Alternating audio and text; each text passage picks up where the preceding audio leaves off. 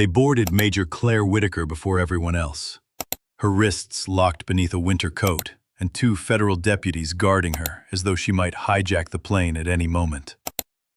By midnight, the passengers who had whispered "traitor" were watching in horror as both pilots collapsed behind the cockpit door. The Boeing began plunging toward the Cascade Mountains. When the terrified flight attendant shouted, "Can anyone fly this plane?" Claire rose from seat 27C and answered, "I can." She had once flown the military version of a Boeing 737, but she was also accused of causing a man's death. The deputies refused to remove her handcuffs. Then the mountain appeared outside the windows. One by one, the passengers stood and demanded that they free the prisoner. With less than 3 minutes before impact, Claire made them a promise. "If I save everyone, you can put the cuffs back on." But would the two deputies live long enough to handcuff her again? And what would an accused killer do once the cuffs came off? Every life carries a story, and every one of us deserves a place to share what lies within our hearts. You are here with Porchlight Stories, where every life is welcomed beneath the warm glow of the porch light. Subscribe to the channel and turn on notifications so you never miss another heartfelt story. Please stay with us until the very end. If today's story touches your heart, give the video a like and subscribe to support the channel. And if there is anything we could do better, please leave a comment and share your thoughts. And now, let's begin. At 9:18 p.m. on a bitter January night, Denver International Airport lay beneath low snow clouds. Wind swept loose powder across the runways, and the temperature had fallen to 16 degrees Fahrenheit. Beyond the terminal windows, Evergreen Air Flight 728, a Boeing 737-800 bound for Seattle, waited at the gate. Major Claire Whitaker boarded before everyone else. Claire was 39, tall and lean, with the controlled posture of someone who had spent half her life in military cockpits. Her dark brown hair was tied low against a face sharpened by 18 months of sleepless nights. Her gray-blue eyes observed everything. A thin scar curved beside her left temple, left by a hard landing in Afghanistan. Tonight, she wore faded jeans, black boots, and a charcoal winter coat large enough to hide the steel cuffs linking her wrists to a soft restraint belt around her waist. The cuffs clicked whenever she moved. On Claire's left sat Deputy U.S. Marshal Daniel Reeves, 47, broad-shouldered and square-faced, with close-cropped hair turning silver. He was not cruel, but 7 years earlier, another deputy had loosened a prisoner's restraints during a medical emergency. The man escaped, leaving Daniel's partner permanently injured. Since then, Daniel treated procedure like scripture. On Claire's right sat Deputy Maya Torres, 34, compact and athletic, with warm brown skin, dark eyes, and black hair braided tightly behind her head. Maya had grown up in El Paso, the daughter of a paramedic and a schoolteacher. She respected rules, but she also believed people were more complicated than the accusations written beside their names. Daniel took the aisle seat. Claire sat in 27C, with Maya beside the window. "You need anything?" Maya asked. "Water, please." Daniel checked a paper cup before handing it over.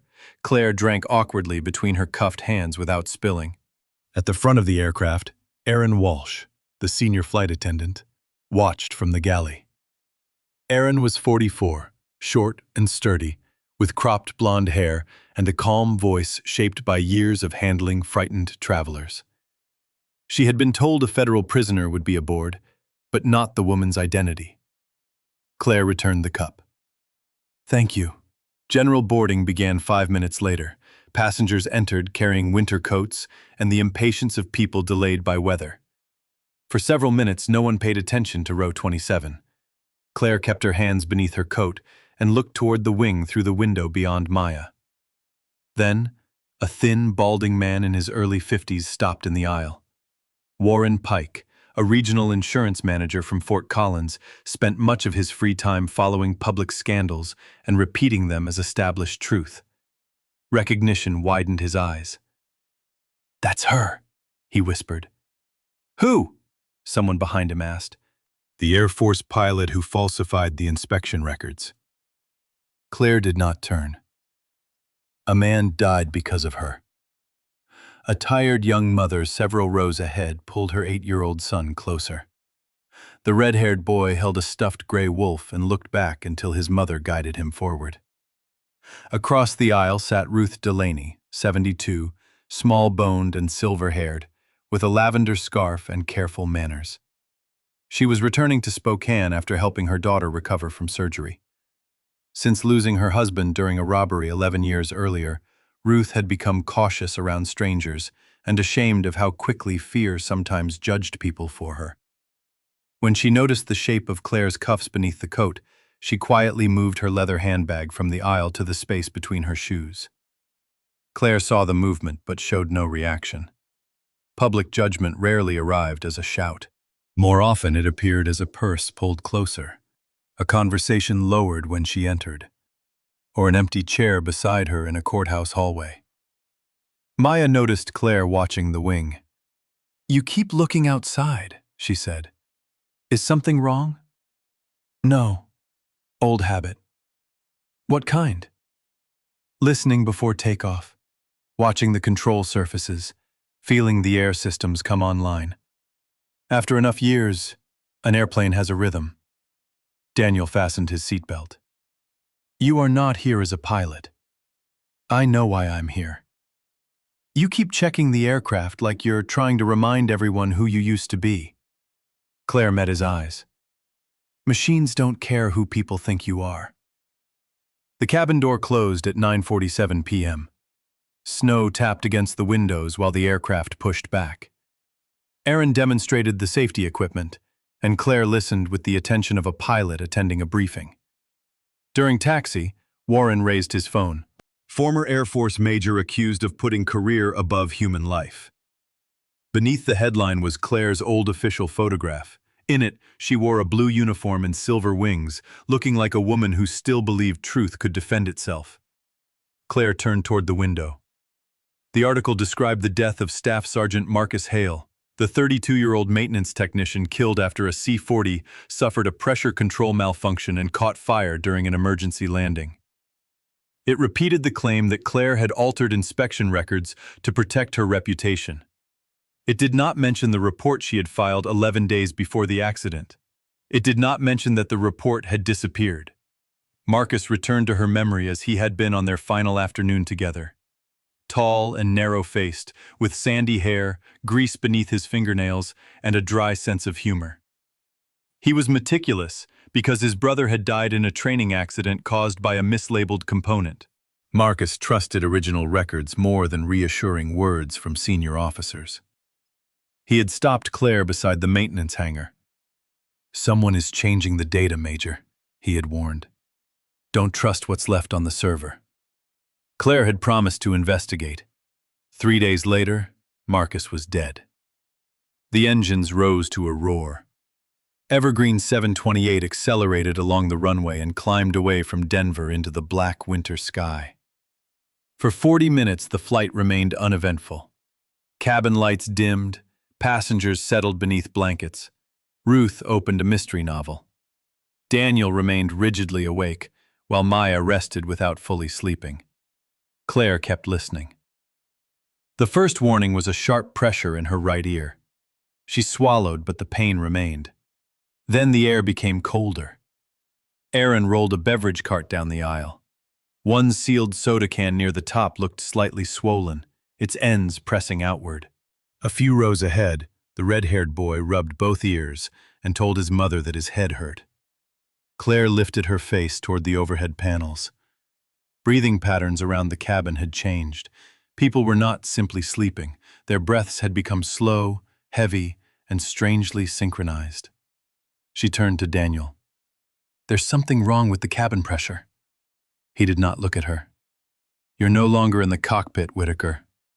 Claire watched Warren's phone loosen in his hand as his head leaned against the seat. Ruth's book lowered toward her lap.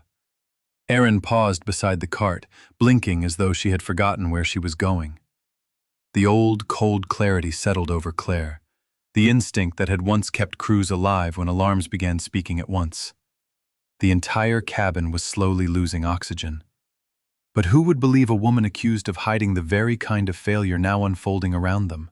At 10:31 p.m., Evergreen Air Flight 728 cruised at 35,000 feet above the frozen darkness of eastern Wyoming. Far below, the scattered lights of small towns looked like embers dying beneath a vast black sky. Ahead, a winter storm was spreading across Washington state, pressing thick snow clouds against the Cascade Mountains and hiding ridges that rose thousands of feet above the surrounding valleys. Inside the Boeing 737-800, everything still appeared normal. The cabin lights had been dimmed, the engines maintained their low, steady vibration. Blankets covered sleeping passengers, and the faint smell of coffee lingered around the beverage cart. There had been no explosion, no rush of wind, and no violent drop in temperature. The oxygen masks remained sealed inside their overhead compartments. Yet near the rear of the aircraft, a small mechanical failure had already begun placing every life aboard in danger. Moisture had slowly corroded the internal gears of the outflow valve actuator, a device responsible for controlling how much pressurized air escaped from the fuselage. One damaged gear seized. The valve should have remained nearly closed, but instead it began creeping open, one fraction of an inch at a time. Warm, oxygen-rich cabin air slipped silently into the freezing atmosphere outside. No one heard it leave. Oxygen was being stolen without a sound. Behind the reinforced cockpit door, Captain Howard Blake sat in the left seat. Howard was 56 years old, broad through the shoulders and slightly heavy around the waist, with short gray hair, pale blue eyes, and deep lines beside his mouth. Younger pilots trusted him because he rarely raised his voice, even when weather worsened or instruments failed. His calm nature had been shaped by tragedy. At 29, Howard had lost his younger brother in a private aircraft accident caused by a rushed inspection. Since then, he had treated checklists as promises made to every passenger behind him. In the right seat sat First Officer Ryan Keller, 31, a tall, narrow-shouldered man with sandy blonde hair and an earnest face that made him appear younger than he was. Ryan had spent years flying regional jets through Midwestern storms before joining Evergreen Air. He was intelligent and disciplined, but he carried the quiet insecurity of someone determined to prove that he belonged beside more experienced captains. When the amber cabin altitude warning illuminated on the overhead panel, Howard noticed it almost immediately. A sharp double chime sounded. He lifted his eyes toward the gauge. "Cabin altitude," he said. The words came out slower than he expected. Ryan leaned forward and stared at the pressure display. The cabin altitude had already climbed well beyond its normal range, but his oxygen-starved brain struggled to give the numbers meaning. Hypoxia did not feel like suffocation. It arrived as warmth, mild confusion, false confidence, and an almost pleasant heaviness. The brain gradually lost the ability to recognize its own failure. "Could be a faulty sensor," Ryan murmured. He smiled faintly, as though the warning were an inconvenience rather than a threat. Howard reached toward the quick-donning oxygen mask beside his left shoulder. His fingers touched the red release tabs but did not squeeze them. He stared at his hand with puzzled concentration. "Masks," he whispered. "We need the masks." Ryan nodded, but instead of reaching for his own, he turned toward the mode control panel. Somewhere beneath the fog overtaking his thoughts, his training told him that a pressurization emergency required a descent. He rotated the altitude selector from 35,000 feet down to 8,000. 8,000 seemed safe, low enough to breathe. His impaired mind failed to consider that their route crossed the Cascade Mountains, where several peaks rose near or above that altitude. He pressed the altitude intervention control, commanding the autopilot to begin descending. But he did not contact air traffic control. He did not declare an emergency. He did not initiate the rapid descent necessary to restore oxygen quickly. The Boeing merely lowered its nose and began moving downward at a shallow, almost gentle rate. Howard made another attempt to reach his mask. His arm stopped halfway between the armrest and the side panel. His eyelids fluttered. For one strange moment, He thought he was sitting in his childhood kitchen, listening to his brother laugh at the dinner table. The memory felt more real than the warning lights surrounding him. His head rolled back against the seat. Ryan watched the altitude numbers begin decreasing and seemed satisfied that he had solved the problem. "There," he said softly. "That's better." Then his chin dropped toward his chest. Within seconds, both pilots were unconscious.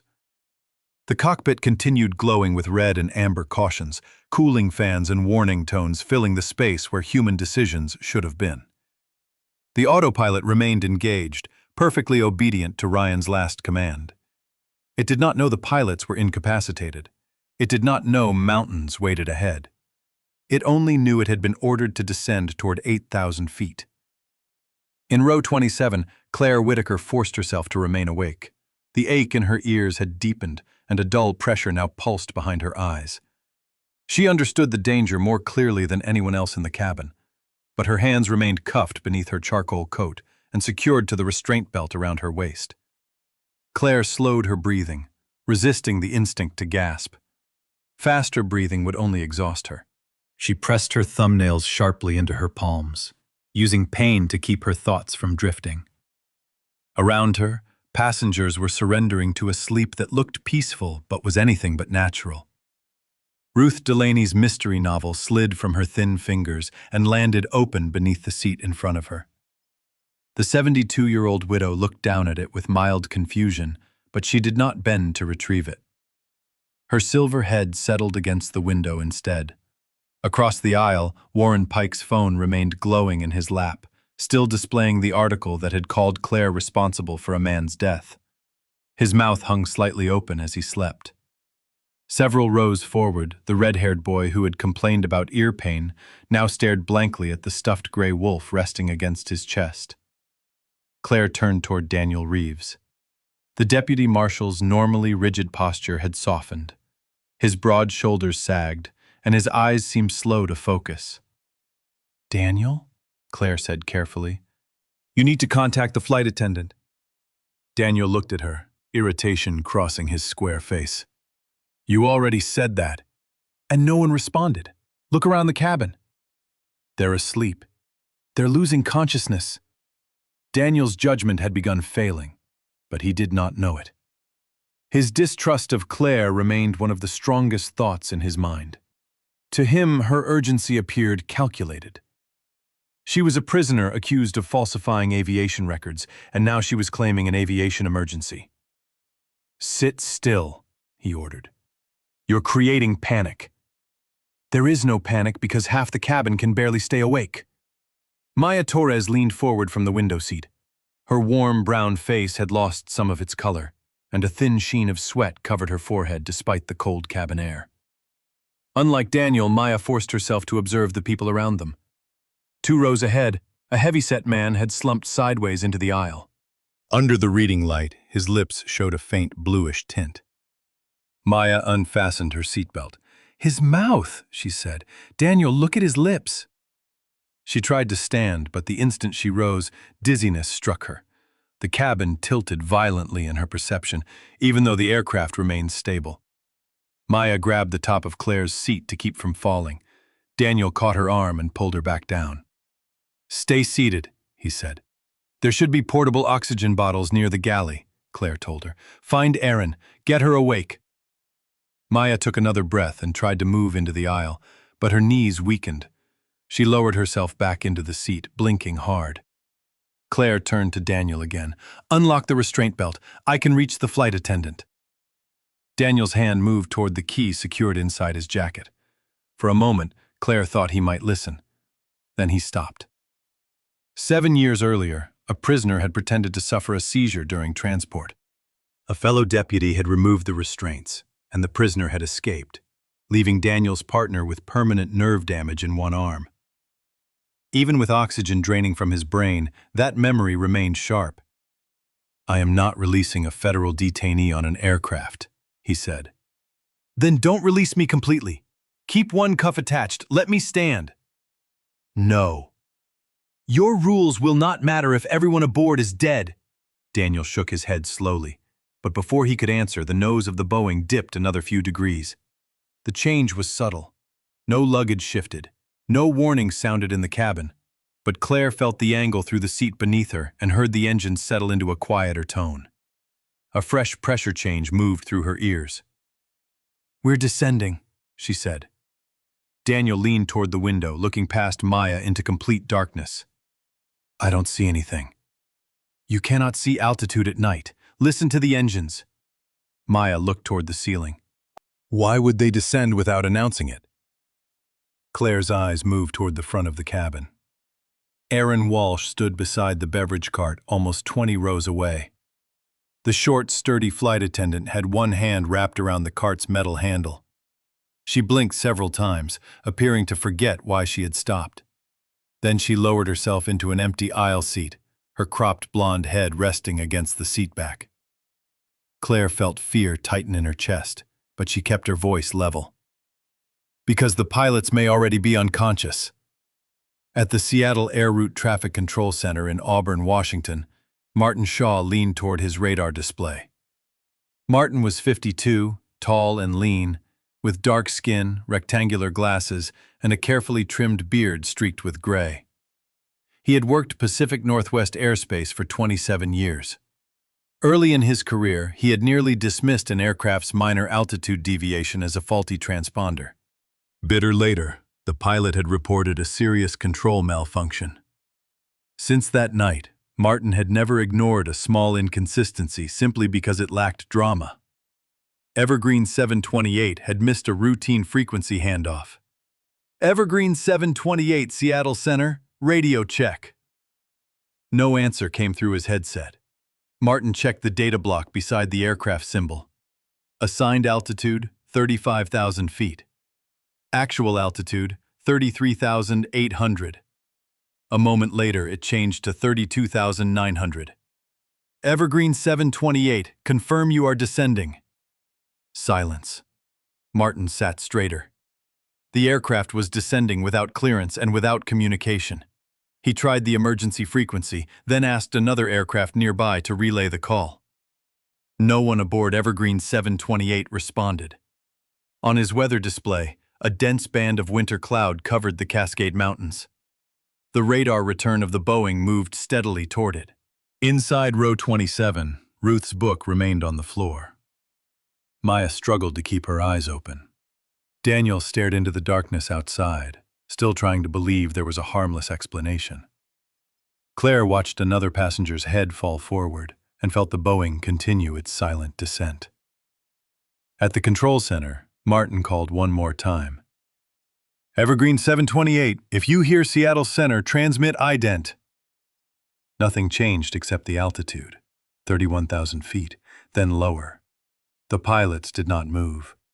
The passengers continued slipping into unconsciousness. Ahead, a wall of snow clouds concealed the jagged ridges of the Cascade Mountains, and as the Boeing descended blindly toward them, only one question remained. Who would wake first? The people capable of saving the aircraft, or the passengers already falling into a sleep from which they might never return? At 10:48 p.m., Evergreen Air Flight 728 descended through 15,000 feet above central Washington. The Boeing had fallen more than 20,000 feet from its assigned altitude, yet the movement remained smooth enough that many passengers still did not understand what was happening. Outside, snow clouds swallowed the aircraft in shifting layers of gray and black. Below those clouds, the eastern slopes of the Cascade Mountains waited beneath heavy winter snow. Inside the cabin, the air was colder than before, and the return of oxygen at the lower altitude began dragging people out of hypoxic unconsciousness. They did not awaken refreshed. They returned with pounding headaches, nausea, trembling limbs, and minds that moved as though trapped beneath deep water. Erin Walsh opened her eyes in an empty aisle seat beside the beverage cart. For several seconds, she did not remember sitting down. The senior flight attendant was 44, short and sturdy, with cropped blonde hair, strong hands, and the low, reassuring voice of someone who had spent nearly 2 decades calming frightened travelers. Erin had learned composure after surviving severe turbulence over Kansas early in her career, when an unsecured cart broke a colleague's arm and panic spread through the cabin. Since that day, She had believed fear was contagious, but so was calm. Now, however, calm felt almost impossible. Pain struck behind her eyes like a hammer, her stomach twisted, and her uniform blouse clung damply to her back despite the freezing cabin. She looked around and saw passengers slumped over one another, some beginning to groan as oxygen returned to their starved brains. A child was crying weakly several rows away. No announcement had come from the cockpit. No flight attendant had been instructed to prepare the cabin for descent. Yet through the window, Erin could see nothing but cloud rushing past at an angle that felt wrong. She grabbed the cart for balance and pulled herself upright. The floor seemed to rise and fall beneath her feet. Her first attempt to reach the forward galley ended with her shoulder striking an overhead bin. She forced herself onward, repeating the same words under her breath. Breathe. Move. Think. At the galley, she opened the emergency compartment and removed a portable oxygen bottle. The green cylinder felt heavy in her weakened hands. She pulled the mask over her nose and mouth, opened the flow valve, and inhaled. The first breaths burned. Then the fog in her mind began to thin. Erin picked up the interphone and called the flight deck. "Captain Blake, this is Erin. Please respond." Only static answered. She tried again. "Captain, the cabin appears to have suffered a pressure problem. Do you copy?" Nothing. The aircraft continued descending. Erin looked at the reinforced cockpit door. Company procedure discouraged emergency entry unless the situation was unmistakable. This had become unmistakable. She entered the access code on the keypad. An amber light began blinking while a chime sounded inside the cockpit, giving the pilots time to deny entry if they believed someone was attempting to force the door. Erin gripped the counter and waited. 10 seconds passed. Then 20. The waiting felt endless while the Boeing continued toward terrain she could not see. No denial signal came. After the security delay, the amber light changed to green. The deadbolts retracted with a heavy mechanical click. Erin pulled the door open and entered a cockpit filled with warning lights. Captain Howard Blake leaned back in the left seat, his broad face pale and motionless, his gray head turned toward the window. First Officer Ryan Keller had collapsed forward. His sandy hair covered his forehead, and one arm rested heavily across the control column. The autopilot remained engaged, but Ryan's weight pulled against the controls and added a slight nose-down pressure. Warning messages glowed across the displays. Erin stared at the altitude indicator, 11,400 feet. The selected altitude on the mode control panel showed 8,000. The numbers continued decreasing. "Captain Blake!" Erin grabbed Howard's shoulder and shook him. "Howard, wake up!" His head moved loosely, but his eyes remained closed. She placed the portable oxygen mask against his face and increased the flow. Then she stretched across the center console and pressed another mask over Ryan's nose and mouth. Ryan gave a faint, ragged cough, but did not lift his head. Erin tried to pull him away from the control column. He was taller than she was and nearly twice as heavy. Her weakened arms could barely move his shoulders. "Ryan, wake up! Please." His fingers twitched once, then became still. Erin looked at the instrument panel. She understood basic cockpit procedures from recurrent crew training, but she was not a pilot. The glowing screens might as well have been written in another language. She recognized altitude, airspeed, and the artificial horizon. She recognized enough to know that the aircraft was descending into dangerous country. No terrain warning had sounded yet, but the dark weather display showed heavy precipitation ahead. She tried the radio microphone. "Seattle Center, Evergreen 728, both pilots are unresponsive." She released the switch, unsure whether she had transmitted on the correct frequency. No answer came through the cockpit speakers. Erin backed out of the flight deck, leaving both pilots on oxygen. The cabin had grown louder. Passengers were waking in confusion, rubbing their temples, calling for family members, and demanding explanations. A man vomited into the seat pocket. The red-haired boy clung to his stuffed wolf, while his mother pressed a hand to his forehead. Ruth Delaney had retrieved neither her book nor her handbag. The elderly widow sat stiffly by the window, her silver hair disordered and her lavender scarf hanging loose around her neck. Across the aisle, Claire Whitaker remained between the two deputy marshals. Her face was pale, but her gray-blue eyes were fully alert. Erin reached the public address handset. Her hand shook so badly that the cord tapped against the wall. She forced her voice to remain steady. Ladies and gentlemen, this is the senior flight attendant. Both members of the flight crew are currently unresponsive. Is there any passenger aboard who is a commercial pilot or who has experience operating a large jet aircraft? The question moved through the cabin like a cold wind. For several seconds, no one answered. Then a man in row 18 raised one hand halfway. His name was Thomas Bell, a 46-year-old dentist from Boise with a round, friendly face, thinning brown hair, and wire-framed glasses. Thomas had earned a private pilot's license after his father died before completing his own flight training. Flying small aircraft had become Thomas's way of keeping that unfinished dream alive. But his experience was limited to single-engine Cessnas in clear weather. "I'm a private pilot," Thomas said, his voice unsteady. "About 300 hours, but I've never flown anything like this. I wouldn't know how to operate a 737. Hope rose and collapsed almost instantly. Erin looked down the cabin. Anyone else? Military aviation, cargo aircraft, airline training? No hands appeared. She asked again, and this time desperation cracked through her professional calm. "Please, if anyone has experience with this aircraft, you must tell me now." In row 27, metal clicked beneath Claire's winter coat. She had unfastened her seatbelt and was trying to stand, but the restraint belt around her waist shortened her movement. Maya Torres placed a hand beneath Claire's elbow to steady her. Daniel Reeves immediately reached across and pressed her shoulder down. "Remain seated," he ordered. Claire looked past him toward Erin. "I can fly it." The cabin fell quiet enough to hear the engines. Erin stared at her. "What did you say?" "I flew the C-40 for the United States Air Force. It is the military transport version of the Boeing 737. 12 years of experience, including emergency procedure instruction."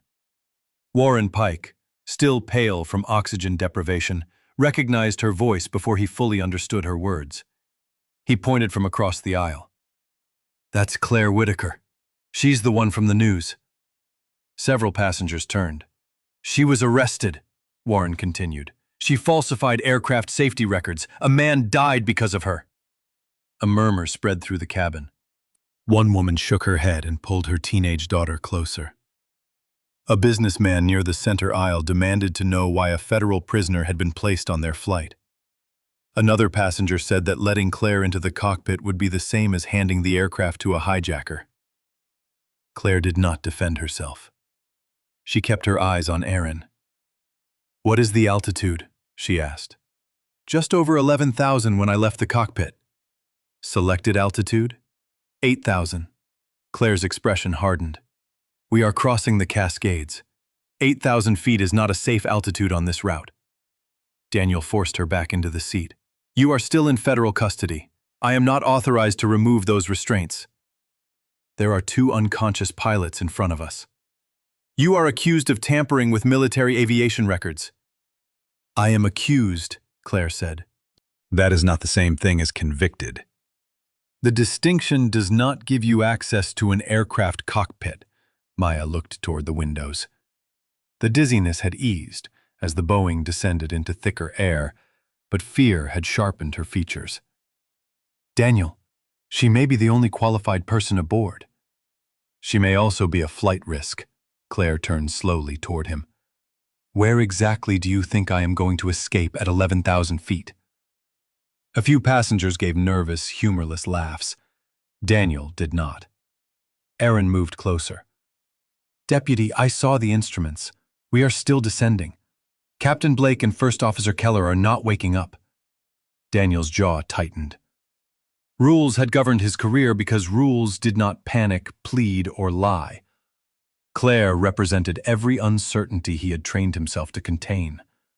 Even with dozens of frightened people watching him, he could not make himself reach for the key. Claire leaned toward him as far as the restraint allowed. "Then pray they wake up before the mountain appears."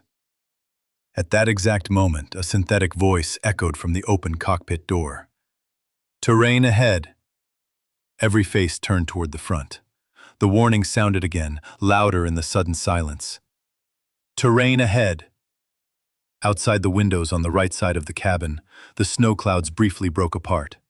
Moonlight spilled across a white mountainside rising from the darkness. Pine-covered slopes appeared frighteningly close, no longer distant shapes beneath the aircraft but walls of rock and snow directly in its path. Ruth Delaney stared at the mountain, then at Claire's hidden cuffs. All around the cabin, fear began changing into a different question. Would they rather trust the woman accused of endangering an aircraft? Or wait for two unconscious pilots to save them before the mountain reached the windows? The warning echoed from the open cockpit door, with the emotionless patience of a machine that did not understand fear. Terrain ahead. For one suspended second, no one in the cabin moved. The words seemed too calm for what they meant. Then the clouds outside the right side windows broke apart again, revealing a snow-covered ridge rising from the darkness below. Pine forests clung to its steep slopes, black beneath the moonlight, while higher peaks disappeared into the storm.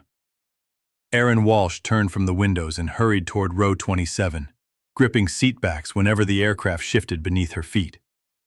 The portable oxygen bottle hanging from her shoulder knocked against her hip. Her cropped blonde hair was damp with sweat, and the professional steadiness that had carried her through 19 years of emergencies was beginning to fracture. "Deputy Reeves," she said, stopping beside Daniel. "Remove her restraints, now." Daniel remained in the aisle seat, one hand planted firmly against Claire's shoulder. His square face was pale, but his expression stayed rigid. She is a federal detainee. She is also the only person on this aircraft who has flown a 737 platform. She is accused of falsifying aviation safety records. And both of my pilots are unconscious. Erin pointed toward the cockpit. That aircraft is descending into mountain terrain while we argue about paperwork. Daniel looked around the cabin. Passengers were awake now, but many were still weak from hypoxia. Some held their heads. Others clutched sick bags or pressed cold fingers against their temples. Fear moved between them in whispers, turning strangers into a single frightened body. Daniel had spent 21 years transporting fugitives, violent offenders, witnesses, and people who claimed innocence with tears in their eyes. His survival had depended on never allowing urgency to erase procedure. "I cannot release a prisoner in flight," he said. "There are no exceptions for public pressure." Claire did not plead with him. Her cuffed hands remained beneath the charcoal coat, attached to the restraint belt at her waist. She looked instead at Erin. "Go back to the cockpit." Erin stared at her. "I cannot fly that airplane." "You do not have to fly it yet. You only have to slow the descent." Claire's voice was calm enough to make everyone nearby listen. "Put both pilots' oxygen masks in emergency mode. The selector should be on the mask regulator. Turn it fully to emergency so they receive positive pressure oxygen." Erin nodded, struggling to memorize each word. "Then find the transponder panel on the center pedestal. Set the code to 7700. That tells every controller watching us that we have a general emergency." "What about the descent?" "Look at the mode control panel above the main displays. Find the altitude window. If 8,000 is selected, press Alt-Hold. If that does not stop the descent, disconnect the vertical navigation mode. Do not switch off the autopilot completely unless you have no choice." Claire leaned as far forward as the restraint allowed. "Keep the wings level. Do not pull hard on the control column. Ryan's weight may already be pushing it forward. If you fight the controls without understanding what the aircraft is doing, you could make the descent worse." Erin ran back toward the flight deck. Daniel watched her disappear through the reinforced door, then turned to Claire. "You sound very comfortable giving commands." "I trained crews for decompression emergencies. And yet a man died after an aircraft under your authority suffered a pressure system failure." The accusation cut through the cabin more sharply than the warning. Claire's gray-blue eyes settled on him, but her expression did not change. "Yes, Marcus Hale died." and you are being transported because federal investigators believe you altered the records. I know what they believe. Then you understand why I cannot place 146 lives under your control. Claire glanced toward the windows. They are already under the control of 2 unconscious men and a computer descending toward 8,000 feet. From the cockpit came Aaron's strained voice. I found the oxygen selectors. Claire raised her own voice so it would carry forward. Turn them fully clockwise. Make sure the masks are sealed over their faces. A few seconds passed. Done. Now the transponder. Aaron repeated the digits under her breath. 7700. In Seattle Center, the emergency code would instantly change the aircraft's data block and trigger alerts across the control room. Inside the cabin, no one could see that response, but the act itself gave them something small to hold on to. Aaron called again. Altitude still decreasing, 10,300. Claire closed her eyes for half a second, mentally reconstructing the cockpit. Press Alt-Hold once. Do not touch anything else. There was a pause. I pressed it. The Boeing's nose began to rise slightly. The engine sound changed, and the pressure of the descent eased. Several passengers felt it immediately. A coffee cup that had been sliding along an empty tray table stopped. The horizon outside shifted a fraction lower in the window. Vertical speed is reducing, Aaron called. We are still descending, but slower. A murmur passed through the cabin. Claire's instructions had worked. Daniel heard it too. Yet rather than reassuring him, the proof deepened his conflict. Claire truly understood the aircraft. That meant she might save them. It also meant that once inside the cockpit, she would possess control over every person aboard. Keep the wings level, Claire told Aaron. Tell me what the bank indicator shows. We are leaning right, only a little. Ryan's arm is probably still pressing the column. Can you pull him back? Aaron grunted with effort. He is too heavy. I cannot move him enough. Use the shoulder harness. Lock it and pull the seat backward. Another pause followed, then a metallic clatter. The seat is jammed. I cannot reach the lever without climbing over the console. Claire's jaw tightened. The temporary altitude hold would not solve the problem if Ryan's body continued interfering with the controls. Aaron could follow individual instructions, but she lacked the training to interpret dozens of changing instruments at once. Come back, Claire said. Bring the portable oxygen. We are out of simple corrections. Aaron emerged from the cockpit looking more frightened than before. The descent slowed, but it has started increasing again. I cannot move the first officer, and I do not understand half the warnings. Daniel stood partly in the aisle, using his body to block Claire. She remains in custody. Anger erupted around him. A father in row 25 rose while holding his daughter against his chest. Jason Cole was 38, a lean construction supervisor from Yakima with rough hands, a brown work jacket, and the protective intensity of a man who had raised his child alone since his wife died of cancer. His 9-year-old daughter Lily had dark curls, pink glasses, and a yellow backpack still strapped across her shoulders. She had begun crying without making a sound. My little girl is on this plane, Jason said. Whatever that woman is accused of, she is the only one who knows what to do. Thomas Bell, the private pilot from row 18, stepped into the aisle. His round face remained gray from oxygen deprivation, but his voice was firm. A C-40 is built on the Boeing 737 airframe. The systems are not identical, but the cockpit layout and flight characteristics are closely related. Her experience is more relevant than anything the rest of us have combined. Warren Pike shook his head. She could take us anywhere. She could use the plane to escape. Thomas looked toward the dark windows. Escape to where? We are in the air, over mountains, with 2 unconscious pilots. A few people laughed bitterly. Others began speaking at once. Take off the cuffs. Let her help. You can guard the cockpit door. Cuff her again when we land. Daniel raised one hand. Everyone remain seated. You are interfering with a federal transport. Ruth Delaney slowly stood across the aisle. Her legs trembled, and she had to steady herself against the seat in front of her. The elderly widow looked first at Claire, then down at the handbag she had earlier moved away in fear. Shame softened her lined face. "Deputy," Ruth said, her voice quiet but clear enough to still those around her. "You do not have to believe she is innocent." Daniel turned toward her. Ruth pointed to the mountains visible through a break in the cloud. "You only have to look outside that window and believe the mountain is real." The words moved through the cabin with more force than a shout. Jason held Lily tighter. Thomas nodded.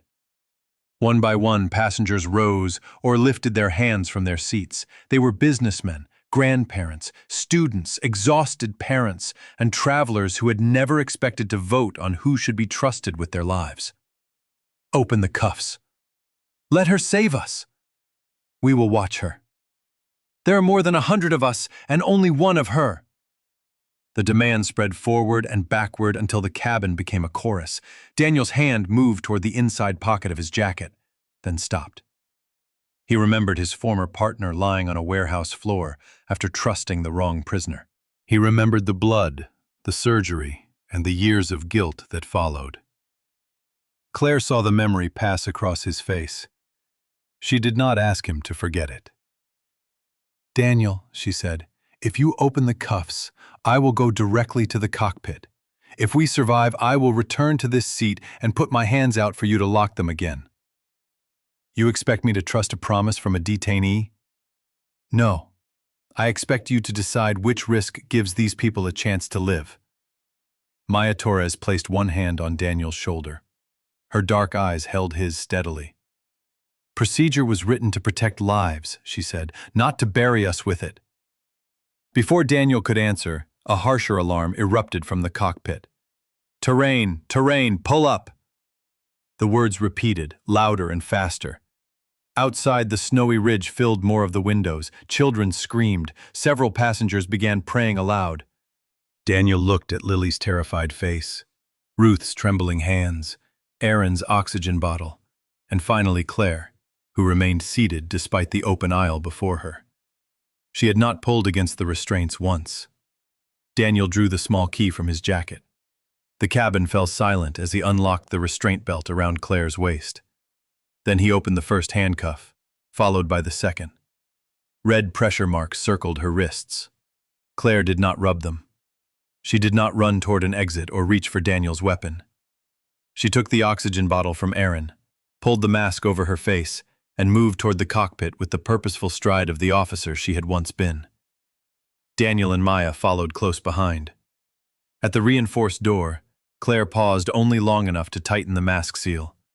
Then she stepped into the flight deck. Warning lights flashed across the instrument panel. Howard and Ryan remained unconscious. The altitude display rolled through 8,600 feet. Ahead on the navigation screen, the terrain had turned solid red. The estimated time before impact was less than 3 minutes. Claire was no longer in chains, but after nearly 2 years away from a military cockpit, would 3 minutes be enough to save an aircraft full of people from the mountain rushing toward them? The cockpit of Evergreen Air Flight 728 greeted Claire Whitaker with a storm of sound and light. Crimson warning lamps flashed across the overhead panel. Amber messages crowded the engine displays, and the ground proximity system repeated its mechanical warning through the speakers. Yet beneath the chaos, the layout was familiar. The Boeing 737-800 was not identical to the military C-40s Claire had flown for 12 years, but its bones were the same. The twin control columns, the mode control panel above the main displays, the paired thrust levers between the pilots, and the attitude indicator showing the aircraft sliding toward the Earth. Nearly 2 years had passed since Claire last occupied a military cockpit. She had spent those months in interrogation rooms, court hearings, and a small detention cell where every day had been decided by someone else. But the moment she saw the instruments, an older part of her awakened. The cockpit did not know she had been accused. It did not know about the handcuffs, the headlines, or Marcus Hale's grave. It presented only facts, and facts were something Claire still trusted. First Officer Ryan Keller remained folded over the right side control column, his long body wedged between the seat and instrument panel. His sandy hair hung over his forehead, and the oxygen mask Aaron had placed on him had slipped partly away from his face. His left arm pressed against the yoke, adding forward pressure while the autopilot fought to maintain its programmed descent. "Aaron, grab his shoulders," Claire ordered. "Maya, release the seat lock and pull it all the way back." Maya Torres squeezed into the cramped cockpit behind Aaron. The deputy's compact, athletic frame allowed her to reach around the center pedestal, but her hands still trembled from oxygen deprivation. She found the seat lever beneath Ryan and pulled. Nothing happened. "It's stuck." "Lift his weight first," Claire said. "Aaron, on 3. 1, 2, 3. Aaron wrapped both arms beneath Ryan's shoulders. Maya braced one boot against the pedestal and pulled the lever again. Together they dragged the unconscious first officer away from the control column. His seat rolled backward with a metallic snap, and his head fell against the headrest. Ryan coughed weakly behind the oxygen mask, but did not wake. Captain Howard Blake still occupied the left seat. His broad body leaned against the sidewall, his gray head tilted toward the window. Claire placed 2 fingers against the side of his neck. His pulse was present but slow. "We need him out." Maya looked at the narrow space behind the captain's chair. "Where do we put him?" "Against the rear bulkhead. Keep the oxygen on him." Daniel Reeves stood in the cockpit doorway, one hand gripping the frame as the aircraft shook. The broad-shouldered deputy was positioned between Claire and the cabin, fulfilling the only role he still understood: guard the prisoner he had just released. "I'll move him," Daniel said. Claire and Maya unlocked Howard's shoulder harness, while Daniel reached beneath the captain's arms. He pulled the older man from the seat with the controlled strength of someone accustomed to moving unwilling bodies. Howard collapsed heavily onto the floor beside the jump seat. Maya knelt beside him, holding the mask securely over his face. Claire slid into the captain's seat. The leather felt cold beneath her winter coat. Red marks from the handcuffs remained around her wrists as she wrapped her hands around the control column for the first time in 22 months. Aaron saw them, but said nothing. Claire's eyes moved across the instruments in a disciplined scan. Altitude, 8,200 feet and falling. Airspeed, 434 knots. Dangerously fast at that altitude. Vertical speed, nearly 1,500 feet per minute downward. The selected altitude on the mode control panel remained set at 8,000 feet. The autopilot was doing exactly what Ryan had commanded before losing consciousness. It was bringing the aircraft toward an altitude lower than the ridge directly ahead. 8,200, Claire said. They selected 8,000 during the decompression. Aaron stood behind the right seat, gripping its headrest. "Can we stop there?" "Not on this route." Claire looked at the navigation display. Red terrain filled the screen with black gaps indicating valleys and lower ground. The Boeing was approaching the eastern face of the Cascade Range at more than 7 miles per minute. 8,000 feet would put us inside the mountain. She pressed the autopilot disconnect switch on the control column. A harsh cavalry charge alarm filled the cockpit. The moment the autopilot released control, the aircraft rolled abruptly to the right. Aaron cried out and struck the side of the first officer's seat. Daniel caught the cockpit door before it slammed against the wall. Claire turned the control column left and applied measured pressure to the rudder pedals. The Boeing resisted her. Ryan's weight had not been the only problem. The aircraft had accumulated uneven trim during the descent, and turbulent air spilling from the mountains pushed at the right wing. "Wings level," Claire whispered, more to the machine than to the people around her. She reduced the descent angle, adjusted the stabilizer trim, and drew the aircraft gradually back toward level flight. The horizon on the attitude indicator centered, but the altitude continued unwinding. 8,100. 8,000.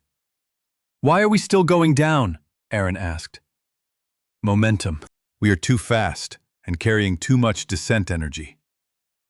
Claire pulled the thrust levers back slightly, trying to reduce airspeed without losing the power she might need within seconds.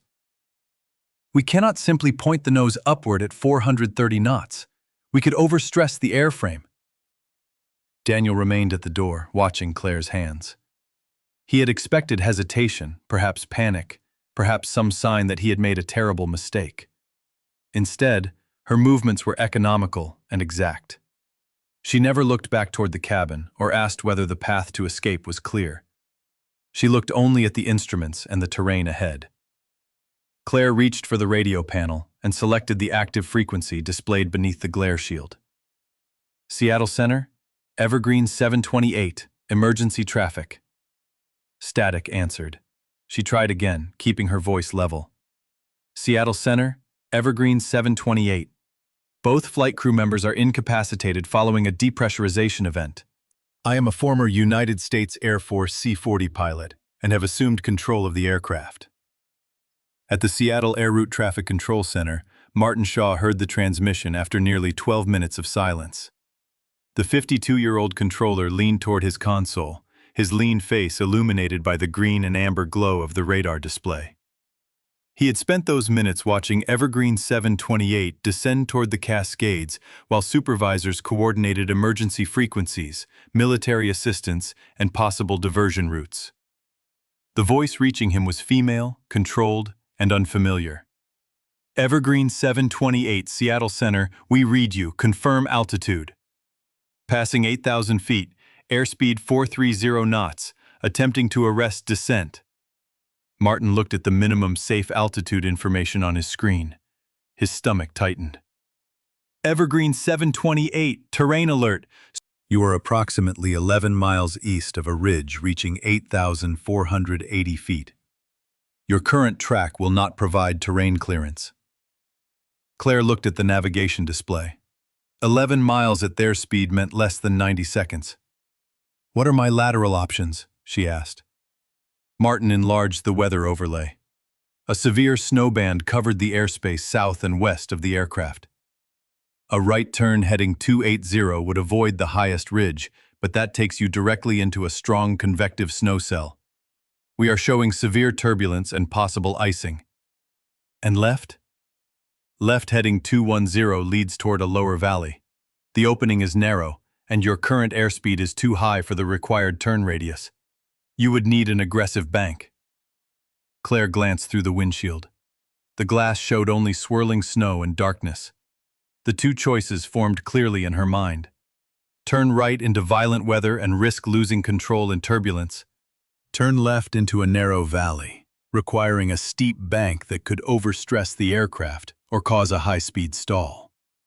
The third option was to climb over the ridge directly ahead, but they were already below its highest point, and the Boeing was still moving downward. Martin's voice returned. Evergreen 728, can you climb? Claire looked at the airspeed, the angle of attack, the engine readings, and the red terrain display. Possibly, but not without approaching the performance limits. A memory rose from a training flight 9 years earlier over New Mexico. Her student, Lieutenant Aaron Price, had been a gifted 26-year-old pilot with quick hands and too much faith in them. During a simulated terrain escape, he had panicked and pulled the control column violently backward. The C-40 had pitched up too fast, the stick shaker had activated, and one wing had begun to lose lift. Claire had taken control before the training aircraft entered a full stall. Later, while Aaron sat pale and ashamed in the briefing room, she had placed a model aircraft on the table between them. Do not fight the weight of the airplane, she had told him. Respect its momentum. Give it time to fly with you. Aaron had eventually become one of the calmest pilots in the squadron because Claire taught him that courage was not aggression. Sometimes survival depended upon knowing exactly how much force not to use. But Evergreen 728 did not have time for patience.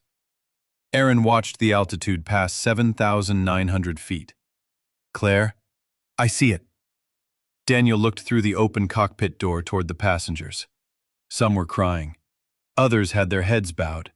Jason Cole held his daughter Lily tightly against him. Ruth Delaney remained standing near row 27, one hand pressed against a seatback as she watched the cockpit, where the woman she had feared now held all their lives. Claire adjusted the trim another fraction. The descent rate slowed, but not enough. Martin called again. Evergreen 728, ridge now 8 miles, recommend immediate action. Snow struck the windshield in bright white streaks. The clouds ahead thinned without warning. Darkness peeled away, revealing a vast wall of snow-covered granite directly in front of the aircraft. Pine trees climbed to lower slopes, their branches heavy with ice. The mountain did not appear beneath them. It filled the entire windshield, rising higher than the Boeing's present flight path. The ground proximity warning system erupted. Whoop, whoop, pull up! Erin covered her mouth. Maya tightened her grip on Howard's oxygen mask. Daniel's hand closed around the cockpit frame until his knuckles turned white. Claire placed her right hand over the thrust levers and her left firmly around the control column. A left turn would require a bank angle that the aircraft might not survive at its current speed. A right turn would carry them into the heart of the storm. Pulling up would force the Boeing toward the edge of a stall before they knew whether there was enough altitude to clear the ridge. Whoop, whoop, pull up! The mountain rushed toward them. Claire had only seconds to decide whether to challenge gravity or gamble the entire aircraft on a turn its wings might not withstand. Claire made her decision before fear could make it for her. A hard left turn at more than 400 knots would load the wings beyond what she was willing to gamble, while turning right would throw the Boeing directly into the heart of the storm. The ridge ahead was higher than their current altitude, but it was the only direction that offered open sky beyond it. "We are going over," she said.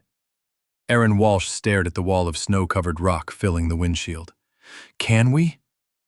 "We are about to find out." Claire pushed both thrust levers forward until they reached maximum power. The twin engines answered with a deepening roar that shook the instrument panel, but turbine engines needed precious seconds to produce their full thrust.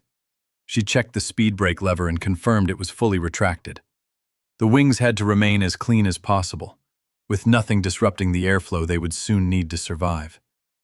"Everyone brace," she ordered. Daniel Reeves turned toward the cabin and shouted the command through the open cockpit door. Erin grabbed the public address handset. Her voice trembled, but years of training held it together. "Brace! Heads down! Stay in your seats!" The warning system interrupted her. "Whoop, whoop, pull up!" Claire leveled the wings before beginning the climb. Any bank would steal part of the lift she desperately needed. Her left hand tightened around the control column, while her right remained near the thrust levers. She drew the column backward gradually. Not too fast, not too slowly. The nose of the Boeing began to rise, but the mountain continued growing in the windshield. The aircraft had been descending for miles, and its weight did not simply disappear because Claire wanted it to climb. Momentum carried them forward and downward, while the engines fought to change both direction and energy. The altimeter unwound through 7,800 feet before slowing. Claire watched the attitude indicator, airspeed tape, vertical speed, engine power, and the rising terrain outside in rapid rotation. She could not afford to stare at any one instrument for too long. "Come on," Erin whispered. "Come on." Claire did not answer. Her shoulders and arms burned as aerodynamic pressure resisted the control input. She pulled another fraction. The nose rose higher. Behind them, the cabin tilted steeply, forcing passengers deep into their seats. Plastic cups, phones, books, and loose bags flew from tray tables and open laps. Warren Pike's phone struck the ceiling before falling somewhere beneath the seats. Jason Cole wrapped both arms around his daughter, Lily, bending over her yellow backpack as she screamed against his chest. Across the aisle, Ruth Delaney was thrown sideways toward the red-haired boy whose mother had struggled to secure his belt. Ruth caught his small hand and held it between both of hers. Her lavender scarf whipped across her face as the aircraft shook. "Lord, keep this child," she prayed aloud. "Keep all of us, and keep the woman flying this plane." The boy squeezed Ruth's fingers and pressed his stuffed gray wolf against his heart. In the cockpit, the mountain was no longer a distant landscape. Claire could see dark lines of pine forests climbing the slope and snow blowing from exposed rock.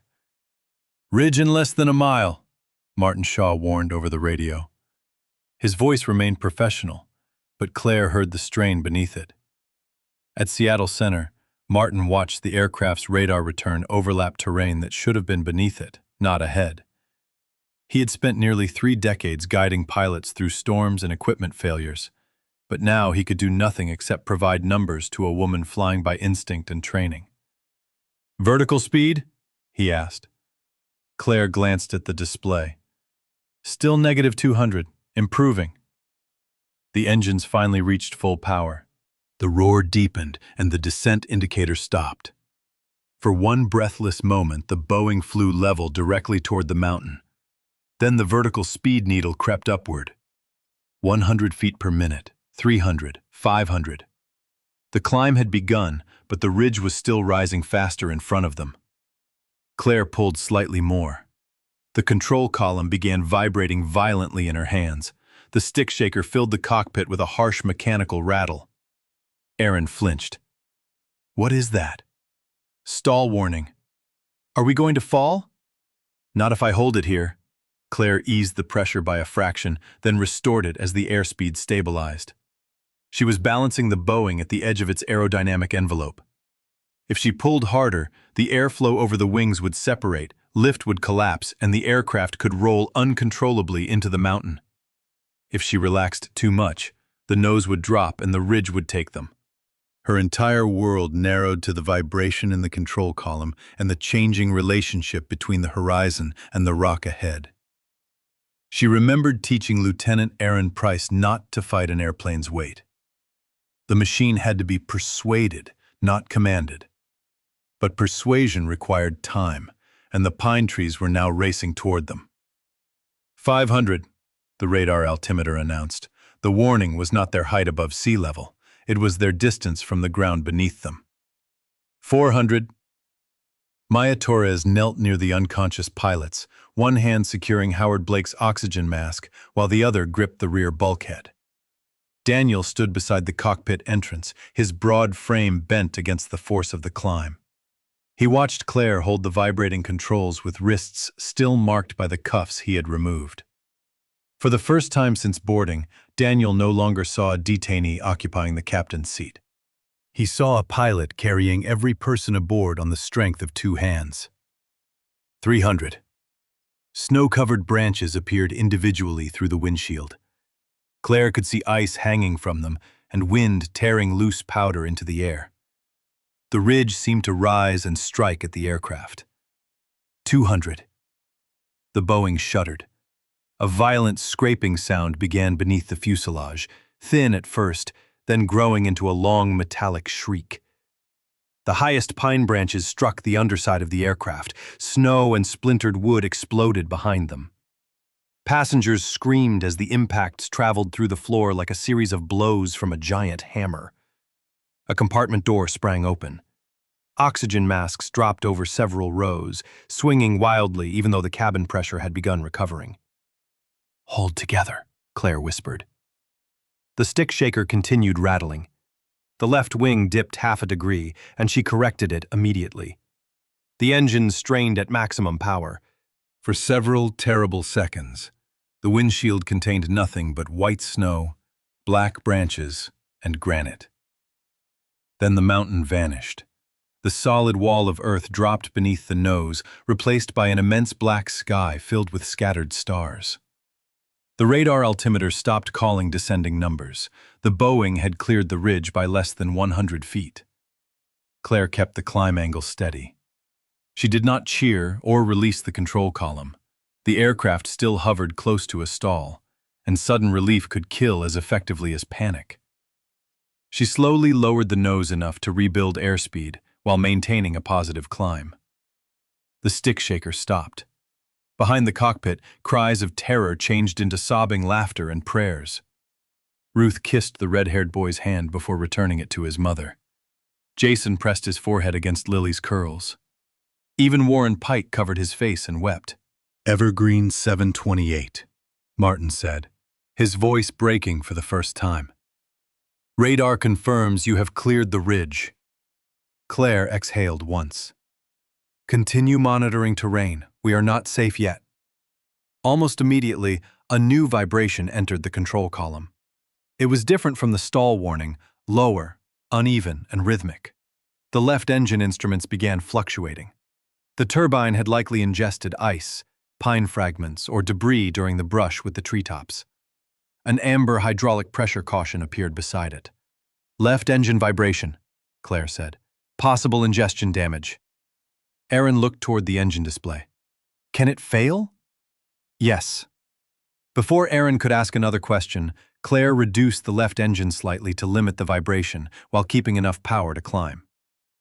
The Boeing finally reached 12,000 feet, where Claire leveled the aircraft and allowed the airspeed to stabilize. The storm remained west of them, while the terrain gradually fell away to the east.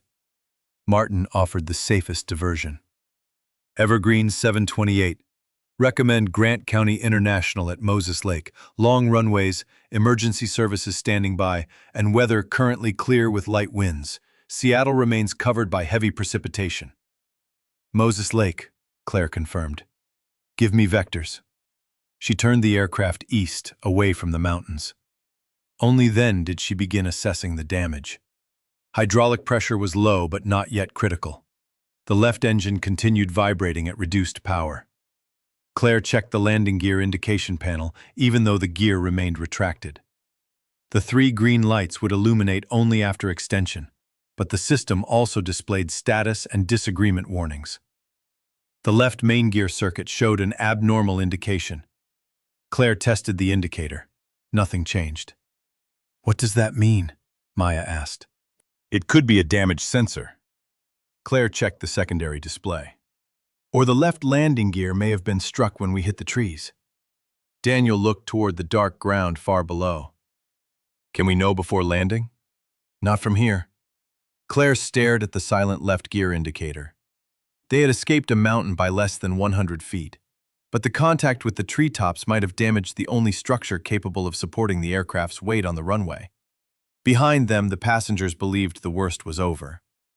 Claire knew they might still have to land a 70-ton aircraft on 2 functioning sets of wheels, or perhaps on none at all. Evergreen Air Flight 728 turned east toward Moses Lake with its left engine shuddering beneath the wing and hydraulic pressure slowly bleeding away. At 12,000 feet, the terrain below had flattened into the dark winter fields of central Washington, but the danger had not disappeared. Every few seconds, a low vibration traveled through the control column and into Claire Whitaker's hands. The left engine instruments flickered between acceptable and unstable readings, while the landing gear panel continued showing an uncertain condition on the left side. Claire kept the damaged engine at reduced power and used the healthier right engine to maintain speed. Her wrists burned where Daniel's cuffs had cut into them, but she barely noticed. Seattle Center, Evergreen 728, she said into the headset. We have possible damage to the left main landing gear, reduced hydraulic pressure, and continuing vibration in the number 1 engine. Request emergency equipment and the longest available runway. Martin Shaw answered immediately. Evergreen 728, Grant County International has runway 32 left available, 13,500 feet. Emergency crews are positioning now. Claire glanced at the fuel display. They had enough fuel for the approach and perhaps 1 inspection pass, but not enough to circle indefinitely while troubleshooting. The damaged engine and leaking hydraulic system made every extra minute a new gamble. We will make 1 low pass for visual confirmation, then land, she said. Behind the cockpit, Aaron Walsh moved through the cabin with 2 other flight attendants who had recovered enough to work. One was Nicole Hart, 28, a tall black woman with close-cropped curls and a quick, reassuring smile that had made nervous passengers trust her since her first year in aviation. The other was Samuel Ortiz, 51, a stocky former emergency medical technician with graying hair and the habit of speaking softly when everyone else grew loud. Samuel had left ambulance work after a child died in his arms during a highway pileup, but the experience had given him an unusual steadiness around injured or frightened people. Together, they checked seatbelts, secured loose objects, and repeated the brace position row by row. Daniel Reeves and Maya Torres moved behind them, helping passengers who were still weak from hypoxia. Daniel's attention repeatedly returned to the cockpit. Claire had been unrestrained for nearly half an hour. She had possessed access to the aircraft controls, the radios, and every opportunity to divert the plane or create confusion. She had done none of those things. Every decision she made had reduced risk to the passengers, even when the safer choice for herself might have been different. Daniel had spent years believing that prisoners revealed their true nature when control weakened. Claire had revealed hers when the entire aircraft lost control. At row 25, Jason Cole tightened his daughter Lily's seatbelt until she complained that it hurt. He loosened it a fraction and kissed her forehead. Ruth Delaney returned to her own seat across the aisle, still holding the red-haired boy's stuffed wolf because he had dropped it during the climb. She handed it back with trembling fingers. Warren Pike retrieved his damaged phone from beneath a seat. Its screen was cracked, but the camera still worked. He looked toward the cockpit, ashamed that the first thing he had done after recognizing Claire was spread the worst accusation he had ever read about her. Now he began recording, not to condemn her, but because he sensed that whatever happened next would matter. Aaron lifted the public address handset. "Ladies and gentlemen, we are preparing for an emergency landing at Grant County International Airport. Remain seated, tighten your belts, remove sharp objects from your pockets, and follow the brace instructions. Do not retrieve your baggage after we stop." Her voice remained calm, though everyone could hear the strain beneath it. "The pilot who brought us over the mountain is still in control." At Grant County International Airport, fire trucks lined both sides of runway 32 left, their red lights flashing across the snow-dusted pavement. The airport's emergency coordinator, Chief Raymond Ellis, stood beside a rescue vehicle with binoculars pressed to his eyes. Raymond was 59, heavy-set, with a white mustache and a weathered face hardened by 30 years of aircraft rescue work. He had seen landing gear collapses, engine fires, and pilots who became too frightened to follow their own plans. His greatest skill was not bravery, but patience. He understood that crews in trouble needed facts, not dramatic promises. "Evergreen 728, the tower controller said. "You are cleared for a low approach. Maintain 300 feet over the runway." Claire lowered the Boeing toward the airport. The left engine continued its uneven vibration, and the hydraulic caution remained illuminated. She extended the landing gear. A heavy mechanical rumble traveled through the fuselage. 2 green lights appeared. The third, left main gear, remained dark. Claire cycled the indicator test. The bulb worked. The gear itself had either failed to lock or the sensor was no longer receiving the correct position. The Boeing passed low over the runway while emergency crews watched from below. Chief Ellis tracked the landing gear through his binoculars. The nose gear appeared fully extended. The right main gear was straight and locked. The left assembly hung beneath the wing, but its forward door remained slightly uneven, and the wheels seemed angled by several degrees. "Tower, Rescue 1, Raymond reported. "All 3 gear assemblies are down. Left main appears damaged and may not be fully locked. Recommend landing with minimum side load and holding the left wing off as long as possible." The message reached Claire through the tower. She closed her eyes for less than a second. It was not good news, but it was enough to form a plan. "How much fuel?" Daniel asked from the doorway. Claire checked the display. "Not enough for another inspection pass after this approach. The left engine is worsening and the hydraulic pressure will not hold forever." Aaron stood behind the first officer's seat. "Then we land." Claire looked at her. "Yes, we land."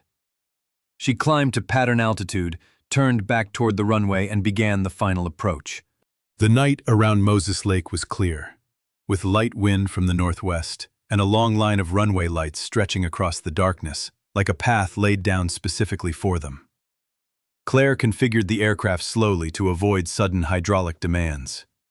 She used less flap than normal, accepting a higher landing speed in exchange for reducing stress on the damaged systems. Martin Shaw remained on the radio, even though the airport tower now controlled the flight. No one told him to leave the frequency. After watching the Boeing nearly disappear into the Cascades, he needed to hear it reach the ground. 1,000, the automated voice announced. Claire checked alignment. The aircraft drifted left because of uneven engine thrust. She corrected gently with rudder. 500. Aaron returned to the cabin and strapped into the forward jump seat. Daniel and Maya took positions near Claire's former row, close enough to observe her but no longer pretending they were the people in control. "Brace!" Aaron shouted. "Brace! Heads down!" The command rolled through the cabin. Claire brought the Boeing across the runway threshold and reduced power on the right engine. The damaged left engine trembled as both thrust levers came back. She held the aircraft a few feet above the pavement, allowing speed to bleed away without forcing it down. The right main wheels touched first, sending a hard jolt through the fuselage. Claire kept the left wing raised with controlled pressure on the yoke. The Boeing rolled on the right gear and nose gear while the left side hovered above the runway. Airspeed dropped, control authority weakened. She could not hold the wing up much longer. "Stay with me," she whispered. Then she lowered the left side. The damaged wheels struck the pavement and began vibrating violently. A roar rose beneath the cabin as rubber skipped and scraped across the runway. Smoke poured from the left gear, spreading behind the Boeing in a long, gray trail. Passengers screamed but remained in the brace position. Claire used careful right braking and rudder to keep the aircraft from turning toward the fire trucks.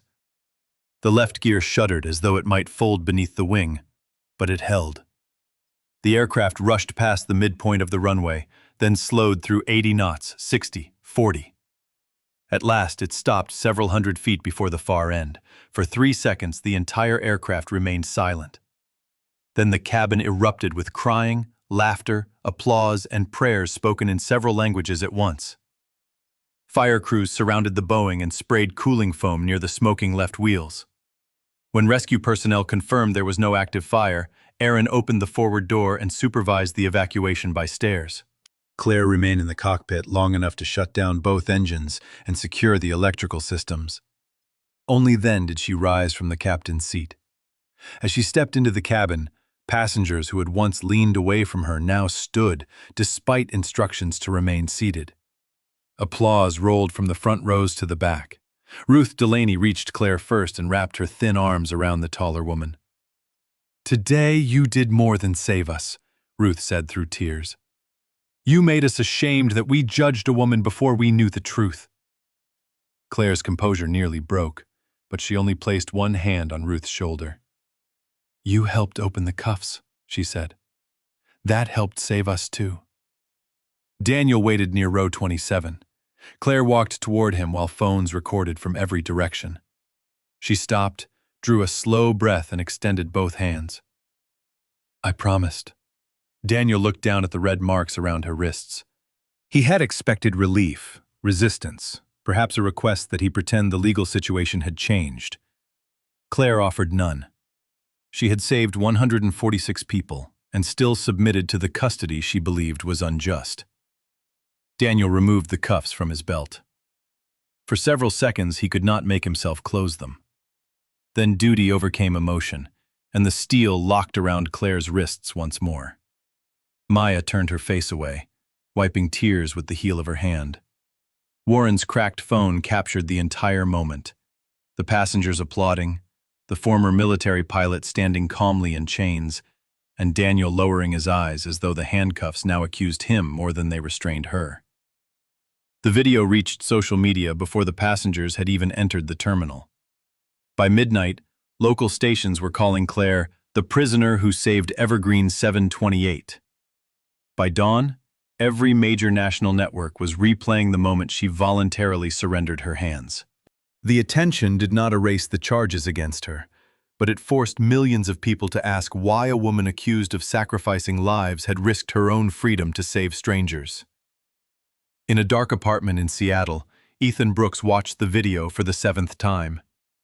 Ethan was 32, thin and pale, with unruly black hair, anxious hazel eyes, and the stooped posture of a man who had spent too many nights leaning over computer screens.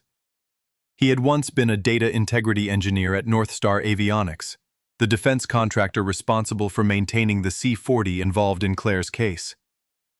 18 months earlier, Ethan had discovered that server logs had been altered after Claire submitted her safety report. Fear had kept him silent. His father had died when Ethan was 17, leaving him responsible for a younger sister with chronic medical needs. North Star's executives had known exactly how to threaten a man carrying that kind of responsibility. Ethan crossed the apartment and opened a small fireproof safe hidden behind winter coats. Inside lay an encrypted hard drive containing copies of the original server logs, access records, and internal messages he had secretly preserved. He held it in both hands while Claire's image remained frozen on the television, her wrists extended, accepting the handcuffs after saving everyone aboard. His phone illuminated on the table. The message came from an unknown number. "Don't turn Claire's case into your funeral." Ethan stared at the words until the screen dimmed.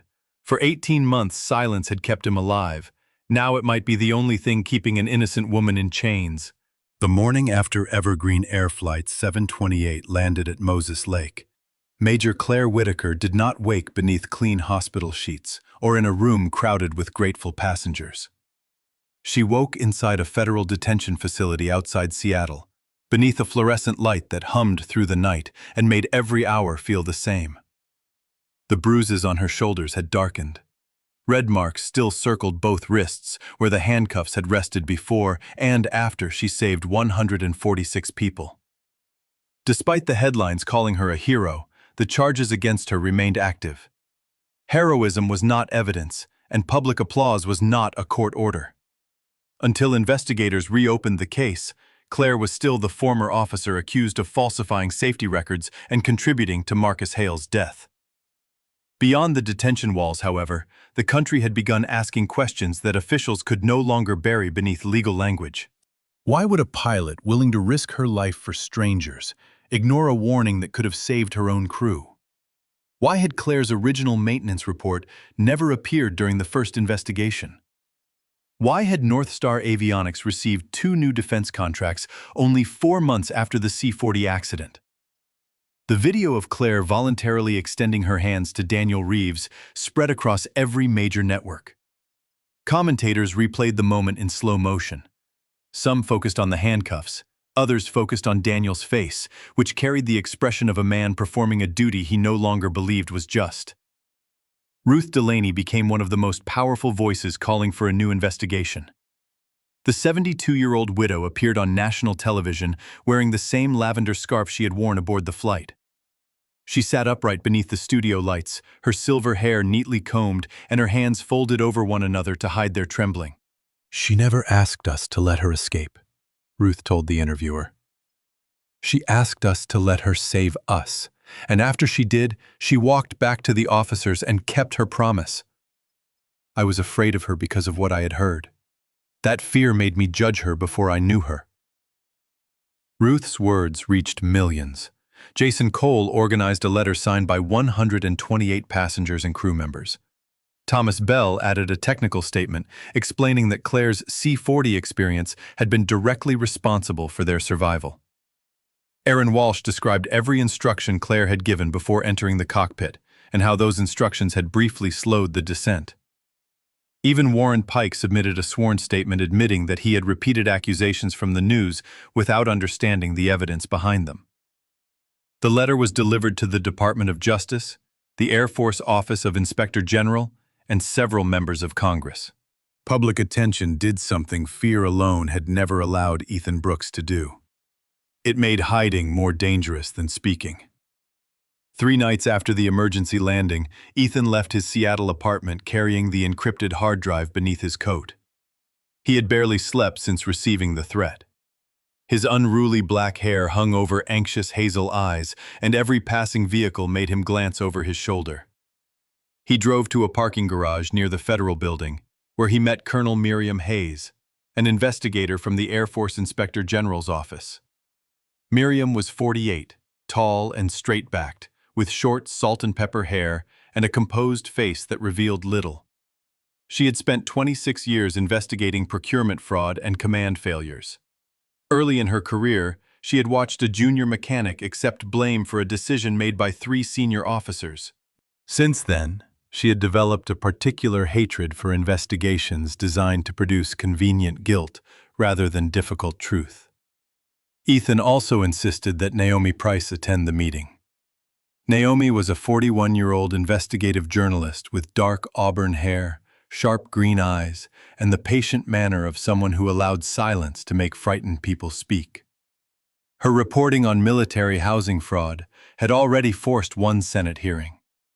Unlike television personalities chasing dramatic clips, Naomi built her stories from documents, dates, and voices willing to be recorded. Ethan placed the hard drive on the hood of Miriam's government sedan. "This contains the original server logs," he said, before North Star cleaned them. Miriam studied him. "Why did you keep a copy?" "Because I knew they were changing something. I did not know how far it went until Claire was arrested." "And why wait 18 months? Ethan looked toward the concrete floor. "They knew about my sister. Her treatments depended on my insurance. Owen Vale told me that accidents happen to families who made expensive problems for his company." Naomi quietly activated her recorder. "Did you record him?" Ethan reached into his pocket and produced a second device. "I did after the first threat." The investigation that followed moved with a speed Claire's original case had never received. Specialists reconstructed deleted files from Ethan's drive and compared them with North Star's official records. The evidence revealed a deliberate pattern. Claire had submitted not one but 3 separate warnings requesting that the C-40 be removed from service. Each report identified instability in the pressure control system and irregular maintenance entries connected to recycled actuator components. The first warning had been acknowledged, then removed. The second had been redirected into an inactive review folder. The third disappeared less than 6 hours after Claire submitted it. Investigators discovered that her login credentials had been duplicated from a North Star server. Someone had used the copied account to approve maintenance records Claire had never seen. Because her electronic signature already appeared on dozens of legitimate flight readiness documents, the altered records seemed convincing enough to make her the perfect scapegoat. At the center of the scheme was Owen Vale, North Star Avionics' 54-year-old deputy director of operations. Owen was a polished, silver-haired executive with an expensive smile and the habit of addressing subordinates by their first names, while threatening them in language vague enough to deny later. He had built his career by cutting maintenance costs without allowing those cuts to appear in official reports. Under his direction, North Star purchased recycled pressure control components from an unapproved supplier, relabeled them, and installed them across several military aircraft. Marcus Hale had discovered the irregular serial numbers. Claire had believed him. That was why both of them had become dangerous. The recording Ethan preserved captured Owen speaking inside a North Star conference room 2 days after Marcus's death. "Whitaker's signature gives us the cleanest line," Owen said. "The dead mechanic cannot testify, and the pilot already signed enough documents to make the rest believable. Anyone who complicates that story will lose more than a job." The voice was clear. So were the names of 2 contracting officials who had accepted payments to approve North Star's altered inspection records. Within 6 weeks, federal agents arrested Owen Vale at his waterfront home. The 2 officials were taken into custody the same morning. Charges included procurement fraud, obstruction of justice, falsification of federal records, witness intimidation, and conspiracy. Claire watched the arrest on a small television inside the detention facility. She did not celebrate. She sat alone on the edge of her bunk and whispered Marcus Hale's name. The truth could clear her record. It could not return him to his family. 6 months after Evergreen 728 crossed the Cascade Mountains, Claire entered a federal courtroom in Seattle, wearing a dark blue suit instead of a prison uniform. Her dark brown hair was tied low, and the thin scar beside her left temple showed clearly beneath the morning light. The judge formally dismissed every charge against her. The Air Force corrected her personnel record, restored her rank, and issued a public statement acknowledging that her warnings had been improperly suppressed. Claire's decorations and flight status were returned, along with an official apology that arrived 18 months too late. Outside the courthouse, passengers from Flight 728 waited behind the barriers. Ruth stood beside Jason and Lily. Aaron, Maya, Thomas, and even Warren had come. Ethan remained near the back, uncomfortable with attention but unwilling to miss the moment his evidence had made possible. Daniel Reeves waited alone near the courthouse steps. He held the same handcuffs that had restrained Claire aboard Evergreen 728. When she approached, Daniel opened them one final time. The metal jaws separated with a quiet click. "I thought my duty was to keep you in chains," he said. His broad face looked older than it had on the plane. "It turned out your duty was to free all of us from a judgment we had accepted too easily." Claire looked at the open cuffs. "You followed the evidence you were given." "I stopped looking beyond it." "So did a lot of people." Daniel lowered the handcuffs. "I am sorry." Claire offered him her hand, and this time he took it without restraint between them. She did not return to combat aviation. Too much had changed, and Claire no longer wanted her life measured only by missions survived. Instead, she accepted a position as a senior aviation safety instructor, training military crews, commercial pilots, and flight attendants to respond when equipment failed and written procedures could no longer answer every question. She taught them about decompression, human judgment, cockpit coordination, and the danger of trusting a system simply because it wore the appearance of authority. Above the entrance to her classroom, Claire placed a small plaque containing Marcus Hale's final warning: "Trust the original data." 1 year after the emergency landing, Claire boarded a morning flight from Seattle to Denver. There were no deputy marshals beside her. No restraint belt weighted beneath her coat. No passenger moved a handbag away when she entered. Ruth Delaney had reserved a seat for her in row 7. The elderly woman smiled and patted the empty place beside the window. "I thought you deserved to see the mountains without anyone deciding who you were first." As Claire passed the cockpit, the captain rose from his seat. He was a middle-aged man with kind eyes and 4 gold stripes on his shoulders. He extended his hand. "Major Whitaker," he said, "welcome back to the sky." Claire took her seat beside Ruth. As the aircraft climbed above Seattle, morning lights spread across the Cascade Mountains. The peaks that had nearly become her grave now rested peacefully beneath the wings, covered in snow and touched by gold. Claire pressed one hand against the window. Truth had arrived late. It had crossed fear, power, silence, and 18 months of stolen time. But in the end, it had still found its way home. Claire Whitaker learned that truth may be delayed, but it is never forgotten by God. For 18 months, she lived beneath false accusations, public shame, and the weight of chains she did not deserve. Yet when other lives depended on her, she did not choose anger or revenge. She chose courage. She chose mercy. She chose to save the very people who had judged her. That may have been the greatest miracle of all. In our daily lives, we may also be misunderstood, rejected, or blamed for things we did not do. There may be seasons when no one believes our words. But God sees what people cannot see. He knows every hidden truth, every silent sacrifice, and every honest heart. Do not allow injustice to turn kindness into bitterness.